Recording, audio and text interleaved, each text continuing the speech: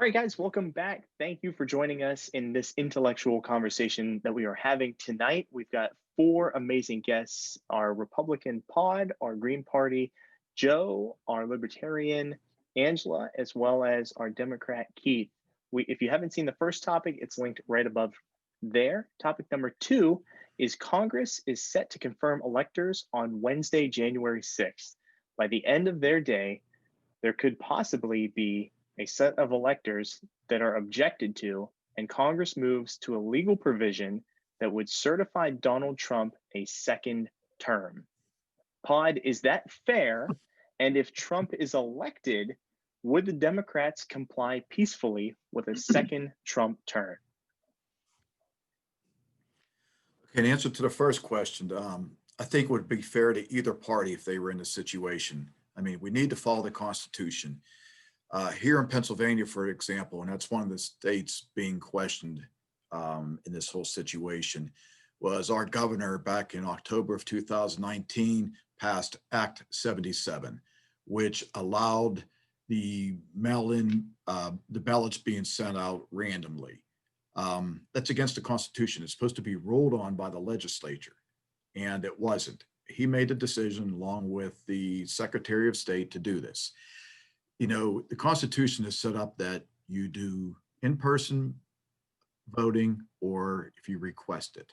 And when you request, the absentee ballot has your name on it, everything's legit. I have a coworker, his family, he personally received 5 ballots. Now, he's a stand-up person. He threw them all away and he went and voted in person. But if he wanted to, he could have filled all 5 out with different names and sent them in. That is what's being questioned here, and that happened on both sides. I mean, there was a situation in West Virginia where a police officer or mailman was throwing away the Democratic ones that were coming in. So that's the fight here. It's the Constitution. That's what needs to be followed, and I think it would benefit both parties, and we're being hoodwinked about that.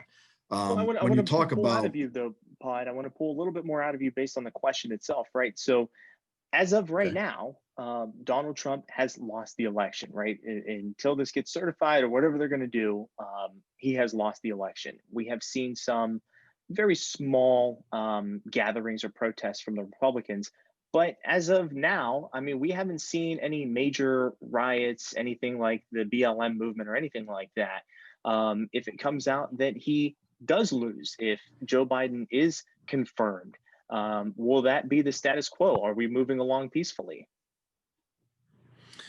well, I think in general, you see that it's Republicans and conservatives are generally, and the Green Party and Libertarians are the ones that are peaceful. If you take it to the Democratic side, in part of your question when you said, will Democrats, if Trump wins, will they work peacefully with them? Well, peacefully in Democrats is an oxymoron. I mean, let's go back to June when Maxine Waters come out and said, if you see a Republican or if you see a Republican congressman, whether it's at a gas station or restaurant, get in their face, get a group, go around them. Eric Holder quoted Michelle Obama when he said, when they go low, let's go high. He's like, no, no, no. When they go low, let's kick them. So that's coming from the leadership of their party, and so for, the people out there watching this, if you're on the bubble, if you're a Democrat, do you really feel like it in your heart? Or if you're a Green Party, I don't think any of us want to be violent or want violence against others, but there are people that promote it. And so I wouldn't, if this would come out that Trump would win, all hell's going to break loose. And you're not going to, I mean, let's just take all the Antifa riots and things that happen. That proved that there is no peace with that party. And that's a sad thing. And you're either going to Sure. condone or you're going to condemn it. So Angela, I mean, I'm a little confused with how they can throw out electors. It's still legal. I mean, can you kind of explain to me the legality, and then we can get further into the question from you? Well, a little bit. So if 12 people, I believe that's the magic number, or 12 people are saying that they're going to object right now in the Senate and the House. And you need 2 people to object so that Congress and the Senate will take a look at it and hear their arguments. You've got to have enough votes in the chambers to get the electors overturned. And there are several grounds for that, but it's all pretty much, that there's been an election contest, there's been something wrong with the electors that were chosen, and so on and so forth. I don't think that's going to happen because I don't believe the Republicans have enough support. They don't have more than 50%, and I don't recall whether it is a majority or a supermajority necessary. Supermajority would be 2/3. I believe that is probably a supermajority or higher. You'd need that many votes to overturn the election, and we've got maybe a Republican-controlled Senate, but not by a large margin. And in the House, we have a Democrat-controlled House. So I don't see that this is going to happen, and I don't believe that anyone claiming Mike Pence is going to pull some, magical things is necessarily accurate either, because there's really not much that he can do to reject the electors if the House and the Senate aren't doing it. And, as we all know, many of these people are career politicians, and doing something on that level when the rest of your constituents don't support you is career suicide. Would a voter that voted for Joe Biden feel cheated if Republicans pull it out? Would a voter who voted for Joe Biden feel cheated if Republicans pulled it off? Well, I mean, what's cheated? Republicans feel like they've been cheated right now. What's fair? People talk about something being fair, but no one can ever articulate what fair means. Usually when people talk about something being fair, they're saying, I feel like I'm getting ripped off, but they don't have any regard for whether or not the other party also feels that they're getting ripped off. So maybe we need to go back to some more basic negotiating tactics, which is, what do you want out of this election? What do you want out of governance? And maybe we're at a point now where we're in a cold civil war, and rather than enter into a hot civil war, we need to learn how we can sort of secede from one another on some level so that we maintain our sanity. Is seceding from these two parties moving to the Libertarian Party? I mean, is that secession? I think that we need to probably see secession on a smaller, on a micro level. I don't just mean states, but I mean seceding like county by county, city by city, where we see. You mean from the two parties, from Republican and Democrat? I don't think that that is necessarily the context that this conversation needs to happen in. I think it needs to be more community-based, because party lines are usually broken down by demographics and in areas. And I don't think that it makes any sense, and I don't think people want to see a Republican side of the country and a Democratic side of the country. We have industry, we have families, we have a lot of the geography, housing, a lot of things to consider. It's not so simple as just packing up and moving across the country to get away from people you hate. So Joe, we're getting a lot of really good information out of Angela, and it looks like if you're disenfranchised with Republicans and Democrats, that this whole election cycle would really highlight that. I mean, I can see how there could be an opportunity for people to, migrate Green Party, migrate Libertarian. But again, looking at this whole process that's happening right now, let's say January 6th happens and the Republican plan fails and Joe Biden is crowned president, right? Are Republicans going to be totally fine with that? Republicans are going to be totally fine with it. Democrats are going to be totally fine with it, at least the core element, the centrists, because most of them really don't give a damn. Where you're looking at is the fringe elements, the Trump supporters, the hardcore anti-Trump element. They're going to be extremely upset regardless of which way it goes. Now, if we look at departure from the party, I agree with Angela, we need to do a decentralization. The fact that this has become such a big issue because of the centralized power represented in the office of the president, it basically means that the president's too powerful in and of his own person. So we need to disempower the central government. We need to bring it back down to the local level where cities are once again self-determination. We can still be that coalition, we can still be the United States, but we shouldn't be answering to the blanket policies that are originating out of DC. So we definitely need to look at that departure from the current trend in both the Republican and the Democratic Party. which is one of the things that the Libertarian and the Green Party have been offering for over 50 years to, America, is let's get back to politics are local. All politics are local. All politics should stay local. They shouldn't exist in DC. Do you think the general American, myself, for example, the audience that's watching this, I don't have a party affiliation. I voted, but I don't have a party affiliation. Do you think this is really highlighting that? I mean, I have to take this back to the debates when we saw Donald Trump and Joe Biden really talk over each other and weren't able to communicate at all. Do you think the general person like myself is at a breaking point? Third of the nation didn't even show up to vote. And that's a third of the nation that was actually registered to vote. They didn't show up. That's how disinterested a third of the nation is. Half of the other 2/3 voted out of a sense of obligation. So we're looking at a relatively small percentage of America that honestly cares whether it's Biden that sits in the seat or whether Trump sits in the seat. Now, admittedly, that small percentage that really, really cares might be willing to go to blows for it. They might be willing to shoot each other over it. But the vast majority of Americans don't care at this point. It's political theater and they're all getting screwed. And most of them recognize that. I mean, it's really hard for me to look at this and say, 51% versus 49% in all of these elections, right? In the past 20 years, it's 59. I mean, we're not looking at Republicans or Democrats winning by 60, 80%. Like you had these massive, amazing ideas, and it's really going to transform the country. And you're definitely the guy. I mean, they're winning by razor thin margins, enough so that we're talking about voter fraud in the past 2 elections, right? We're not talking about this transformative option that comes in, right? Even with the massive marketing that Barack Obama had with his Hope and Change campaign, with all the voter turnout that he had at that particular point in time. I mean, it's really hard to wrap our heads around just winning by such slim margins that you have to have all of these claims, Keith. That's really what it comes down to, that Republicans are having these claims that there is massive voter fraud. We need to go to court, or we need to look and see if there's actual evidence of that. But getting to the question itself, if it happens where the Republicans, do their magic tricks within the legal system, they say, and Trump comes out as the victor, is that something that Democrats will comply with peacefully? No, not even close. I forgot the gentleman's name who mentioned that the Democrats are less peaceful, but I hate to say it, but I have to agree.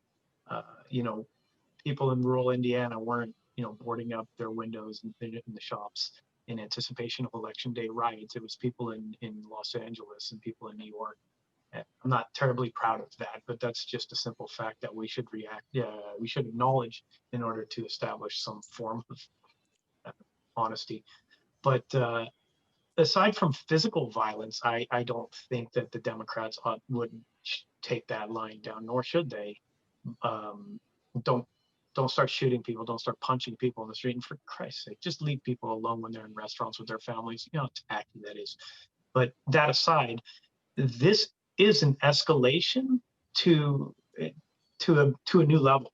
So, and I'm fully against Biden, for example, court packing. So you want to add 3 more judges or 2 or 4 more judges, whatever, to swing at Democrat. No, again, that's an escalation of force. We need to stand people down. Yes, it is the fringes. The vast majority of people they're not terribly interested. And I do push back some that people don't care overall who's in this White House, Biden or Trump, because Trump's mouth, geez, just shut up, oh, man. Like everybody I know is just so exhausted from it, and then like it just every single day is just like a new Twitter stream of just garbage, and it's just exhausting. So I mean, make politics boring again. But beyond that, let's de-escalate. And I honestly, I think that we should be 4 parties at this point. We need to kick the radicals on the right and the left out to their own parties, because the simple fact is AOC and Joe Biden should not be in the same party. They're not. Nancy Pelosi and AOC, they almost look like they want to hit each other sometimes. They're not the same party. I don't have a Republican analogy, sorry, but I assume that there's going to be some analogous pairing there, where Ted Cruz is, leading that charge to see if they can't, I don't know, shoehorn Trump in for a second term. I mean, not everybody's going to go for that. Susan Collins, is that her name, up in Maine? There's people in purple districts, or people who just don't believe in this stuff. So let's de-escalate this. I was never against Trump taking this stuff to the courts. We have a process. Let the process play out. I think he's 1 for 50 now or something like that in the courts. Enough. Come on, man. The people, I mean, how many millions of people did Biden have to win by? And he carried the Electoral College. And yes, there will be some irregularities. 320 million people. We know this. You're going to redo the election until we get it right. We're gonna be worse than Israel. I think they're having their 4th election in 2 years coming up. Sure, We're yeah. never going to have elections that are going to be perfect. Did it swing enough votes? Did 1,000 people in a state where Trump lost by 100,000 people vote fraudulently? Okay, well, we have laws for that. Go after the 1,000 people. But it didn't swing the election. Move on. Sure. So, Joe, go ahead and respond. I saw you wanted to jump in. So one of the things we keep missing in this entire shenanigans is the fact that the Republicans are extremely dependent upon post-Civil War legislation for the process and procedures that they're trying to use to maintain Trump's presidency. The Sedition Act, which several of the Republicans could be accused of right now, could mean that some of the people choosing to decertify the election shouldn't have even assumed office because of their role in basically trying to take over the presidency by other than legal means. So that's one area. The other area is this is the first time this legislation has honestly ever been tested. So there's going to be a Supreme Court case over it yet, and we still don't know which way the Supreme Court's going to go. In every case so far that's gone to the Supreme Court has literally said, look, this is spurious arguments, it's not the point. I mean, honestly, they could go ahead and try it and decertify it. The Democrats can take it to the Supreme Court, and the Supreme Court's going to look at it and go, well, this legislation isn't even constitutional, so why'd you even try it? So even if they pull it off on the 6th, that's still not the end, because it can literally go back to Biden based on a Supreme Court decision. So where are we at with it, really? Sure. Go ahead, Angela. I saw you shaking your head. Oh, I mean, this is just a big circular fight. It's going to go to the court and back to the Senate and to the court, and it's just I don't see a great outcome regardless of what happens. But I am delighted that more and more people are losing faith in the electoral process and democracy. And this is probably going to produce a lot more libertarians and anarchists, which I think is great. Well, with that point, though, we heard Keith even tell us that he's open to having 2 more mainstream parties, and we've got two more mainstream parties here on this program. We've got Green Party and yourself, Libertarian Party. Does all of this banter, does this open the door for your party getting a substantial amount of votes? And how is it that these people get all of these votes out of this, right? Keith was talking tribalism previously. He was talking the need for four parties. How do they discover, or how do people even discover libertarians and Green Party if the media is only focusing on 2 parties? Well, people have to discover it by searching for it or by hearing us do outreach. They're certainly not going to hear about us from mainstream media, which actively seeks to keep us down and suppress us. And so, in Los Angeles County, I do a lot of voter outreach, and I make sure that I do it in a cultural way too, and try to, lean on the media context that I have.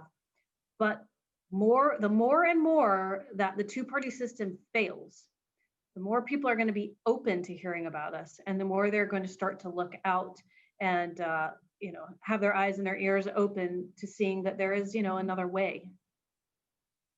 Pod, one point that we didn't bring up in this is this fair? Are we transitioning peacefully? Trump not conceding. We brought up earlier that Biden won by potentially the most votes in U.S. history.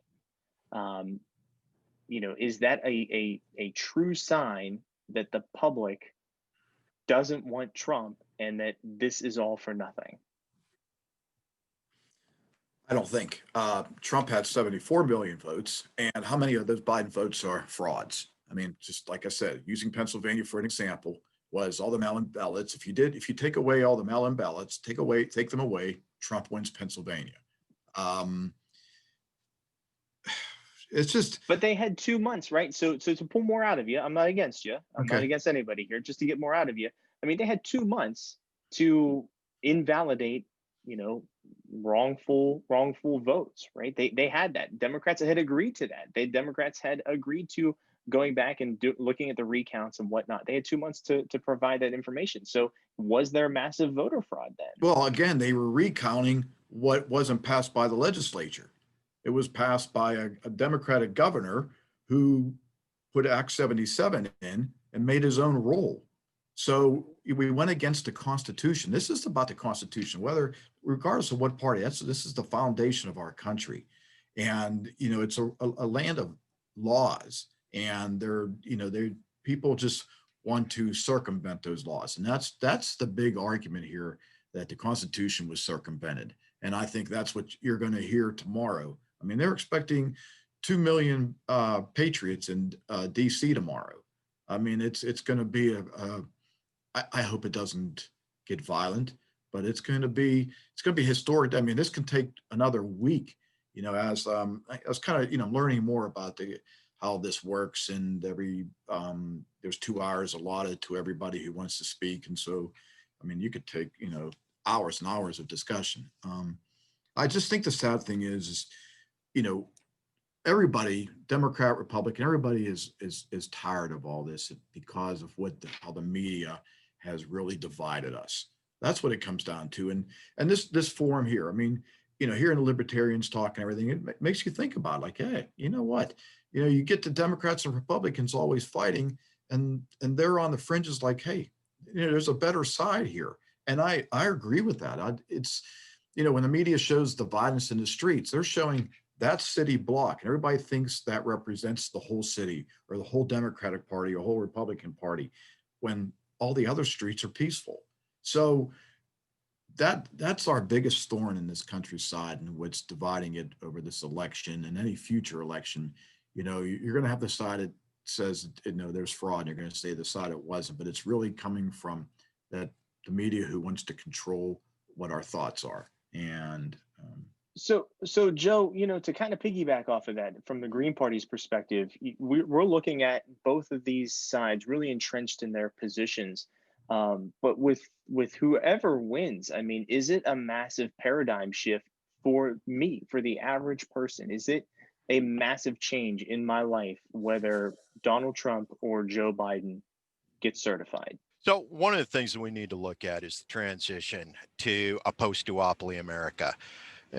We understand that the political theater that's going on right now is broken. The Republicans aren't doing us any good. The Democrats aren't doing us any good. The tribalism has created a stalemate in Washington, D.C. So post-duopoly America, what does it look like? Does it have a Green Party? Does it have a Libertarian Party? Is there something else that comes out of this? Do we stop with just 4 parties? Do we go ahead and add others? We have coalition governments in most of our ally countries right now, 5 or 6 different primaries with several smaller ones, coalition building in the UK, in Australia, in most of the European countries. You take a look at the parliament in Iraq right now, and the many different parties represented there, the caucuses represented. They actually have demographic representation that shows up as part of their legislative process. So Where can we go? What can we do to make a post-duopoly America a reality where we are seeing better representation rather than blunt tribalism?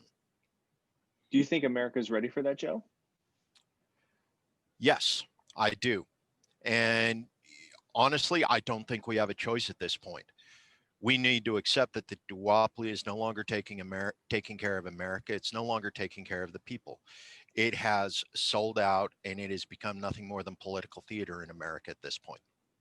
To close out this question, we did have a break there, but we're back now from that particular break. But during that break, we were talking, Keith, that we're looking at the media really hyper polarize their reporting between, like you said, Antifa versus Proud Boys. And you were talking about how it's refreshing on a platform like this that the audience can see more level-headedness, more intellectual conversation versus just I don't like you and I don't like you. Do you think that that's something that America needs at this point? Yeah, undercutting all of this is the belief that, or at least the benefit of the doubt that the other people here, regardless of whether I agree with them on every point solution we discuss, they're interested in solving problems for the betterment of people, not just themselves or their family or whatever narrow self-interest you want to accuse people of, but they're just coming at it a different way. And if we can, I mean, if you turn it into a moral dilemma every time, every time you compromise, it's a failure. This is what we get. And I think we're being egged on by a media that is financially incentivized to do exactly that. And then podcasts like this and a lot of the IDW stuff are springing up one way, that old saying about the internet and censorship. The internet sees censorship as basically a problem to route around.